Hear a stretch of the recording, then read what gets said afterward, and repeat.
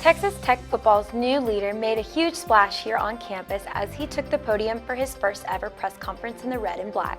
Coming up, MCTV's Alejandra Salazar will have a first look at new head coach Joey McGuire. With the end of the semester only a few weeks away, many students are looking for ways to escape stress and keep their focus. MCTV's Jayma Williamson has the details on one recent event which helps students have some fun while creating a special keepsake.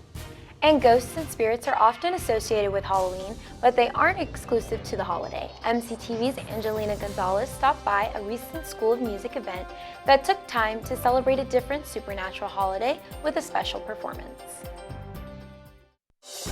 This is the MCTV Weekday Update. Welcome to the Thursday edition of the MCTV Weekday Update. I'm Kamryn Mendoza. And I'm Jayden Santos. Texas Tech football has been the talk of the town this week after an official announcement regarding the program's 17th head coach. MCTV's Alejandra Salazar joins us now with details on the introduction of the Red Raiders' new leader. Alejandra? Thanks, Jayden and Kamryn. On Monday, Texas Tech Athletics ended a 2-week search and brought the rumor mill to a halt as Joey McGuire was named as the next head coach of Texas Tech football. On Tuesday morning, McGuire boarded a plane and made his way to the Hub City for an introductory press conference at Jones AT&T Stadium. We're going to start this thing off right. Raider! Power! Raider! Power! Man, I've been waiting all my life to do that! McGuire took the stage following introductory remarks by President Lawrence Skuvanek and Athletic Director Kirby Hokut. He went on to fire up the crowd, talking about his excitement and vision for his upcoming new role at Texas Tech. I don't know where we are right now, but I know where we're going to be. And we are going to be the toughest, hardest working, most competitive team in the country. I believe that if you put a genuine relationship together, a love for each other, and that brand, something special will happen. McGuire comes to Texas Tech from Baylor, where he previously served as the Bears' associate head coach and defensive ends coach. Before that, he was the head coach at Cedar Hill High School, taking the team to 3 state championships. McGuire officially started his tenure with Texas Tech on Tuesday after signing a 6-year, $20.2 million contract with the university. Although McGuire is not an alumnus, he has several ties with the university, including his daughter who has graduated from Tech in 2018. McGuire stated that even though he has spent time as a coach across the state, Texas Tech is where he wants to be. I have now been 4 places. I was at Crowley for 3 years, I was Cedar Hill for 20, I was Baylor at 5, and I will die here at Texas Tech. McGuire will officially take over head coaching duties at the end of the season. In the meantime, Texas Tech football is gearing up for their next matchup back at the Jones on Saturday. And I'll have a preview of that game and more later in sports. Back to you, Jayden. Thanks, Alejandra. In other news, a special group of students from throughout the university have enjoyed a week-long set of events to help build community and learn more about Texas Tech. On Monday, Tech's first-generation transition and mentoring programs kicked off First Gen Week with a First Gen celebration. The event featured food, music, games, and a photo booth for attendees to enjoy. Monday's celebration was a way for the university to help first-generation students feel welcome and supported. We serve about 25% of students at Tech are first generation, and so we want to make sure that they feel valued on campus and supported, and that's what our programs that I oversee exist to do. Laura Flores, a program director for FGTMP, says first-generation students' experiences can differ from their peers. Flores says one of the university's missions is to support first-gen students during their time at Texas Tech. To let them know that they're not alone, to celebrate the young experience, which may not be the common experience, other college students is what they may think, but to let them know that we're here to support them, that there's resources for them, and just to kind of make sure that, they achieve success, whatever that looks like to them. Along with Monday's celebration, First Gen Week included special networking opportunities. A student mixer earlier this afternoon and this week ends tomorrow with the First Gen Champions Institute at the Sub. If you would like more information on the resources the university provides for first-generation students, visit diversity.ttu.edu/FGTMP.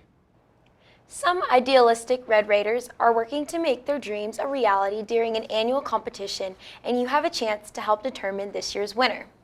The 2021 edition of the Red Raider Idea Competition is currently underway here at Texas Tech. The annual event gives entrepreneurs from here on campus and the local community the chance to pitch the next big idea for a chance to win $2,000. Competitors create a 60-second video explaining their idea, and then the video is uploaded to the competition's website, hosted by the TTU Innovation Hub.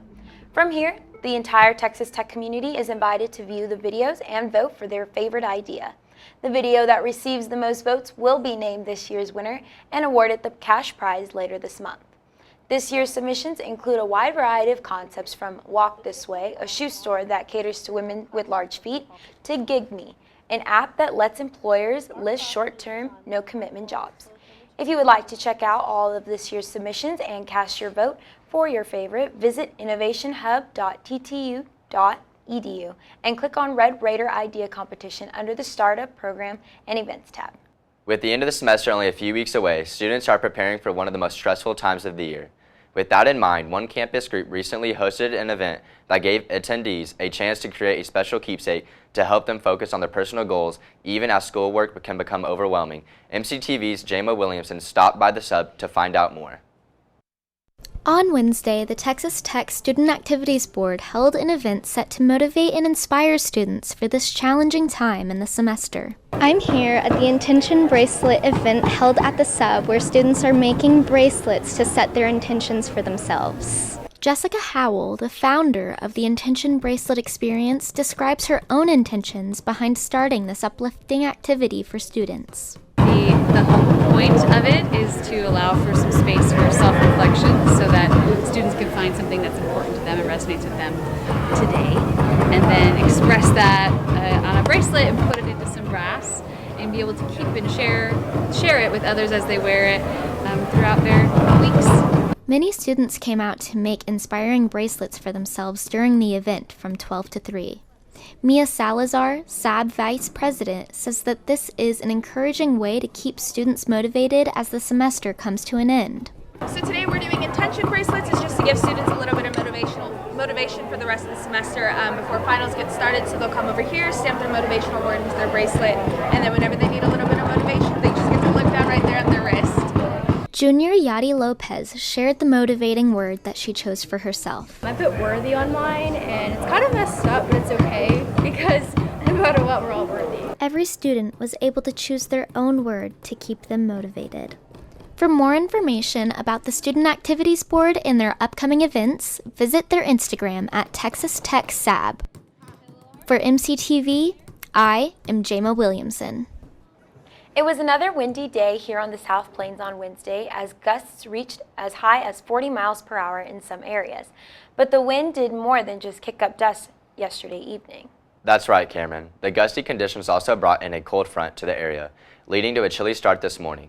So will the cooler conditions finally bring a first freeze to Lubbock before we reach the middle of November? Let's take a look at the MCTV forecast. The MCTV Tower Cam is showing lots of sunshine this afternoon, but temperatures are a bit cooler than yesterday, with highs only climbing into the 60s. Luckily, the wind speeds are also much lighter today, and that should help keep conditions mild as we head into the evening.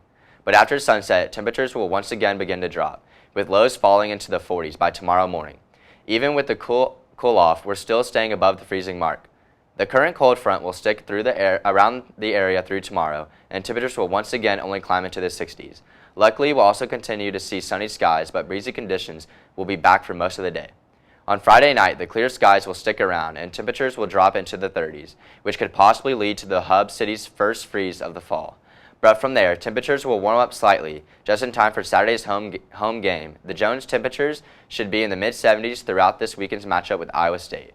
Then on Sunday, another slight cool down should keep temperatures in the 60s once again, but overnight lows should stay above freezing throughout the rest of the weekend. Looking ahead, a roller coaster of temperatures looks to be in store for next week, with another chance at a first freeze before the weekend.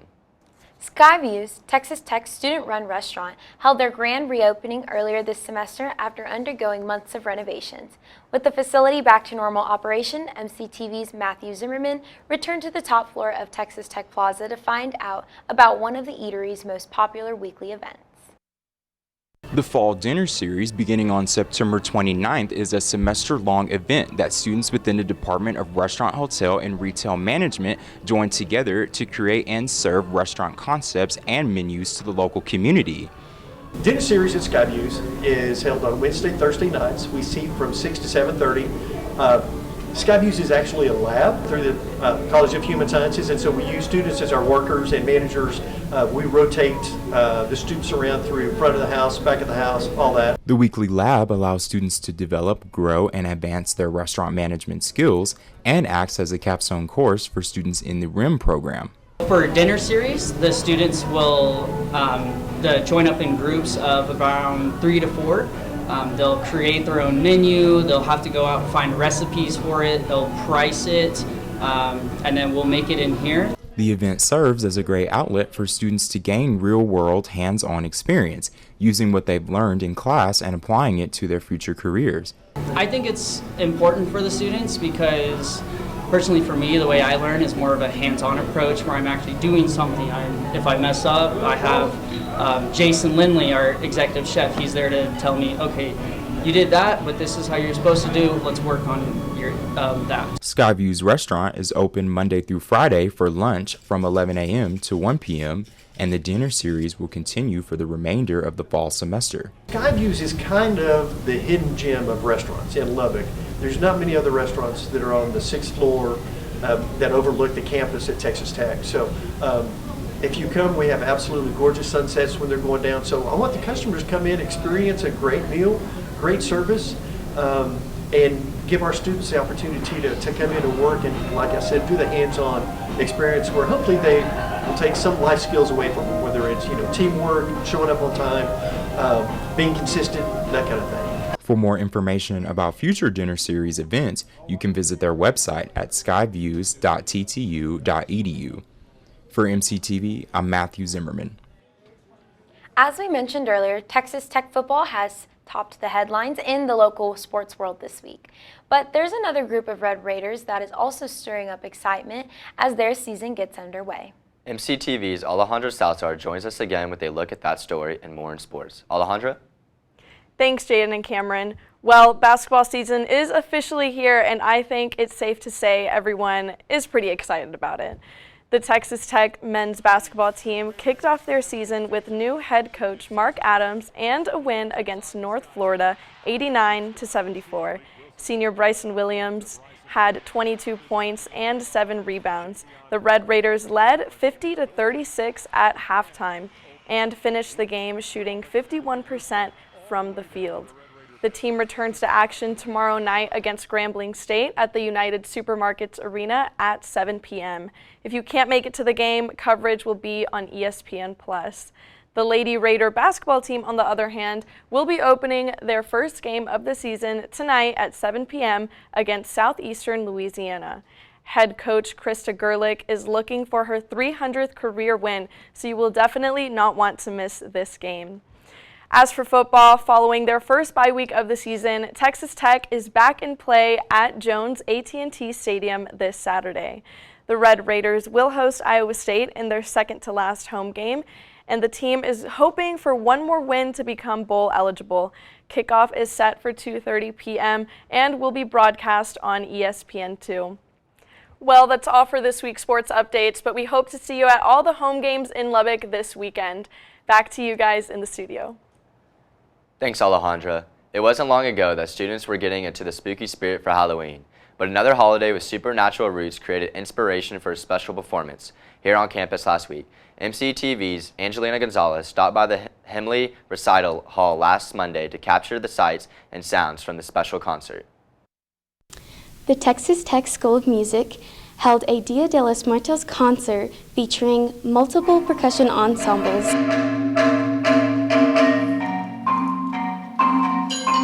Family, friends, and the local community got to come out and see some cultural and fun music as they got to watch the talented students play.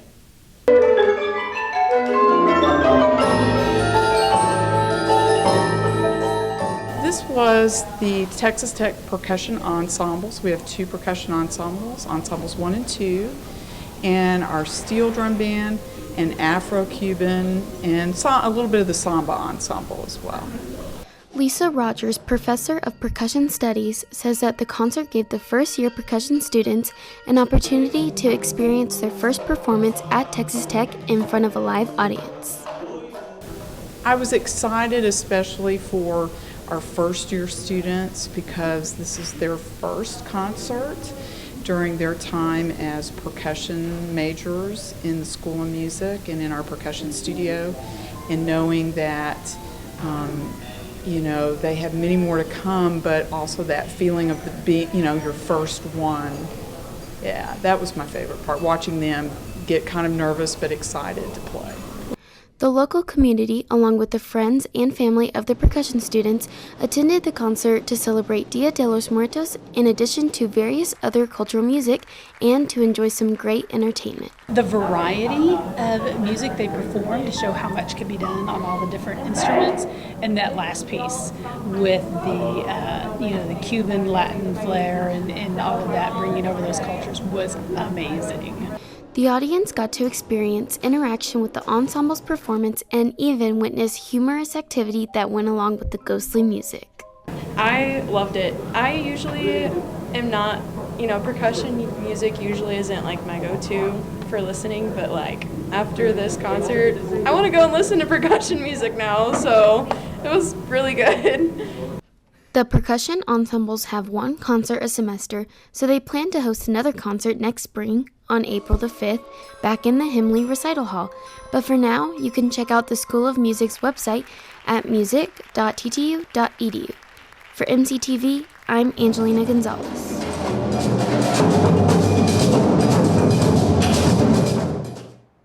Last week's Dia de los Muertos concert was only one of many performances put on by the School of Music each semester, and next week, the department will be hosting one of their biggest concerts of the year so far. Ignite will take place next Tuesday in the Helen Devitt Jones Theater at Buddy Holly Hall at 7:30. The event will feature performances from Tech's choir, orchestra, mariachi, and jazz ensembles, along with a special off-the-field performance by the Going Band from Raiderland. Next week's concert is one of the School of Music fee performances that includes a ticket charge, but all proceeds will go towards the school's general scholarship fund. To purchase tickets for next week's show, visit buddyhollyhall.com and click on events and tickets. So, Kamryn, have you made it out to any of the school music performances this fall? You know, Jayden, I haven't, but I know that they're working really hard and they're creating some fantastic music. Sounds awesome. That's all for today's edition of the MCTV Weekday Update. Thanks so much for joining us, and be sure to check ttuhub.net every day for more news. We'll see you next week.